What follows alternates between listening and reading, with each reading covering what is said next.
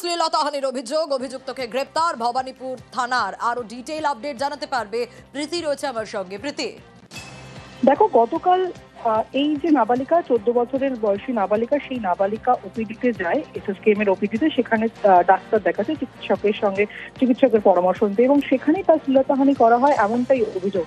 প্রথমে এই নাবালিকা তার পরিবারের সঙ্গে গিয়ে যে আউটপোস্ট রয়েছে এসএসকেএম এ, সেই আউটপোস্টে জানায়, এবং সেখান থেকে তাকে ভবানীপুর থানার মারফত ভবানীপুর থানায় জিডি হয়। এবং সেখান থেকে ইতিমধ্যে সিসিটিভি ফুটেজ থেকে গতকাল রাতেই অমিত মল্লিক নামে এক ব্যক্তিকে গ্রেফতার করা হয়েছে।